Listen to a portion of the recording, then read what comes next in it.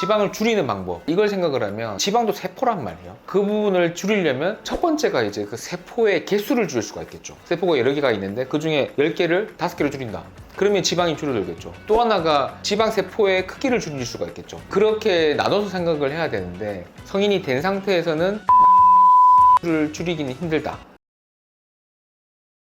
그렇게 보시기 어렵겠지만 열심히 운동을 하고 있거든요. 근데 진짜 단기간에 변화하는 게 되게 어려운 것 같아요. 어렵죠. 예, 당연히 어렵지만. 그래서 저도 가끔 광고 같은 거 보면 지방분해 주사, 흡입 이런 광고도 많이 보고 시술도 많이 보는데 어떤 원리인지를 모르니까 또 무섭기도 하거든요. 혹시 이 어떤 원리로 시술이 이루어지는 건지 얘기해 줄 수 있을까요? 지방 분해 주사에 대해서 이제 말씀을 드리기 전에 헷갈리는 게 이제 지방 흡입술이라는 게 있거든요. 지방 흡입술과 지방 분해 주사를 잠깐 비교를 하게 되면 지방도 세포란 말이에요. 그 부분을 줄이려면 첫 번째가 이제 그 세포의 개수를 줄일 수가 있겠죠. 세포가 여러 개가 있는데 그 중에 10개를 5개로 줄인다.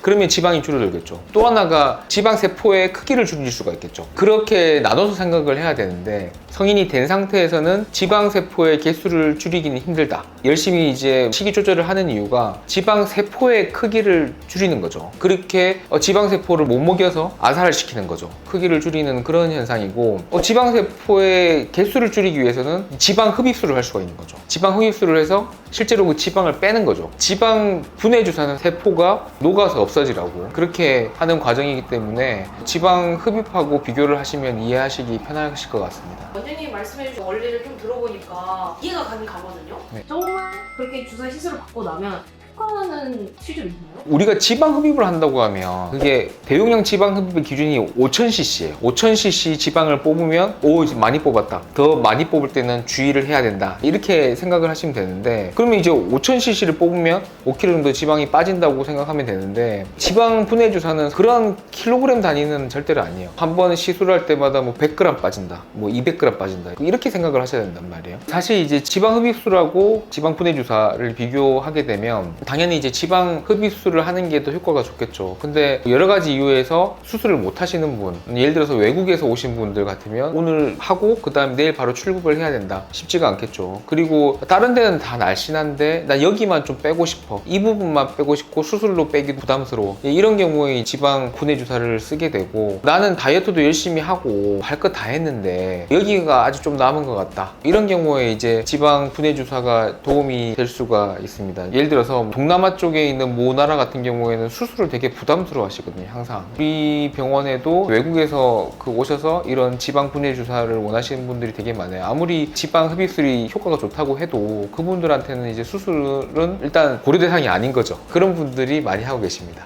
지속 시간을 많이 물어보시는데, 지속 시간은 보통은 6개월이라고 안내를 해드리긴 해요. 근데 이게 좀 별로 그렇게 의미는 없어요. 만약에 6개월 동안 내가 이 지방 분해 주사를 맞고 나서 관리를 열심히 안 했다, 그러면 지속이 안 될 수밖에 없고, 관리를 열심히 하면 6개월이 아니라 더 가는 거고, 일반적으로는 6개월이라고 대답하는 것 같아요. 병원마다 지방분해 주사 이름 다 달라요. 근데 그거는 차이가 있는 건가요? 병원마다 정확히 이제 시술하는 약을 어떻게 조합을 하는지 저희도 알 수가 없어요. 여러 가지 약을 조합을 해서 쓰게 되는데, 솔직히 얘기해서 저는 그런 이름을 쓰는 걸 별로 좋아하지는 않거든요. 쓰는 약이 크게 나눠서 3가지 정도로 분류를 할 수가 있는데, 일반적인 이제 지방 분해 주사라고 하면 MPL이나 HPL을 얘기하는 경우가 많거든요. 이건 무슨 말이냐면 지방세포들이 이렇게 있어요. 이 지방세포를 터트려 버리는 거죠. 쉽게 말해서 터트려 버리기 위해서 물을 쭉 넣어서 분리를 시킨단 말이에요. 그 다음에 지방세포의 세포막을 잘 터트릴 수 있게 조화성을 높여서 거기 들어가서 세포막을 터트려서 지방이 빵 터트려진다. 그 후에 거기 나온 지방을 임파선, 림프액 이런 데에서 배출을 시키는 거죠. 이게 사실은 가장 일반적인 지방 분해 주사의 원리고, 그 다음에 CO2, 이산화탄소를 이용해서 지방을 분해시킨다, 이런 개념도 있긴 합니다. 그 일반적으로 알고 있는 지방 분해 주사는 MPL이나 HPL이라고 생각하시면 될 것 같아요. 시술을 하기 직전까지만 나왔는데 걱정되는 건 한 가지인 것 같습니다. 혹시